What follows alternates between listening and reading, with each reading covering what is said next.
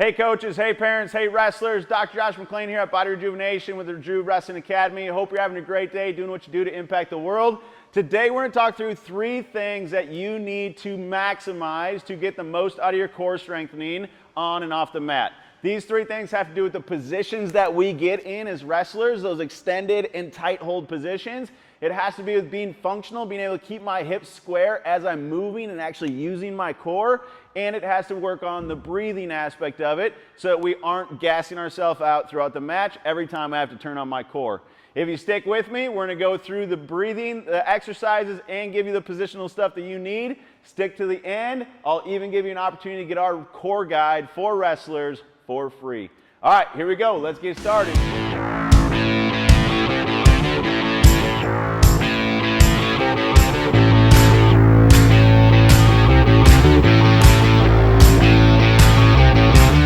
All right, before we get too far, I want you guys to go down and hit that subscribe button. It's going to be over there in the corner. Everything that we do is wrestling specific. We give you the hip strengthening, the core strengthening, the mental mindset stuff.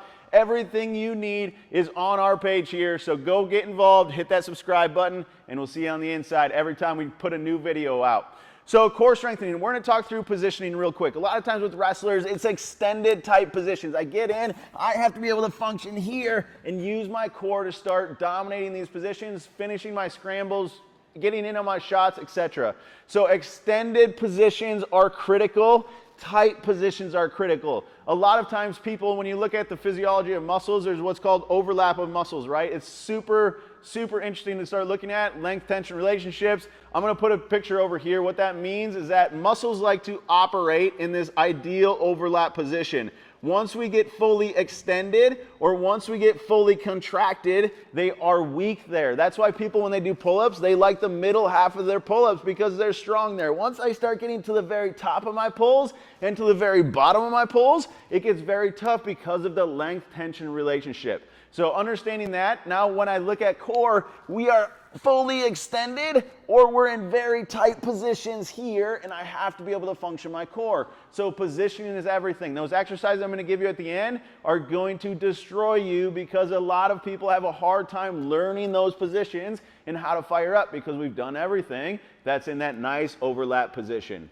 So going through into functional movement, what I mean by this is a lot of people learn how to do leg lifts and they sit here in hollow hold positions, but none of it has to do with moving. So with wrestling, I have to be able to keep my hips square as I'm doing this. Otherwise, I'm going to start getting my back exposed, get broken down to a hip, etc. So positioning wise, I have to keep my hips square, learn how to function here without rotating all the time. And you'll know this, when I do this, I've always got a shoulder component, a core component, and a hip component, learning how to do all this at the same time. So when I say functional, it's not just isolating my abdominal wall. It's learning how to coordinate my shoulders, my hips, and my core through these positions so that I'm strong in all those wrestling specific positions. The last thing is the breathing aspect, and this is one of the most difficult. And as you start this process, first worry about turning things on, then worry about building up strength, and then refine the breathing process. So maximally, if you look at physiology again, I can only go all out without air for 15 to 20 seconds. After that, I need oxygen in my body. I have to survive on the wrestling mat. If you're youth, 4.5. If you're high school, 6. If you're college, 7 minutes, maybe overtime. So I have to maximize my breathing so that I can dominate those scrambles and not get completely gassed out and try to catch up after that every time I start using my core. So while we're in those positions, being able to start taking deep breaths, but a lot of people go straight to their accessory muscles. They try to do this versus actually be able to use their diaphragm for efficient breathing. So when I get in these positions, boom, I'm extended out here. Learning how to actually start breathing through those positions and not just holding my breath, max effort every time I get there. So those are the 3 core secrets. Everything from there is going to be exercise based. So I'm going to give you the best exercises. All you have to do is text CORE, C-O-R-E, to 612-400-7872. And I'm going to send you that guide straight to your cell phone every time.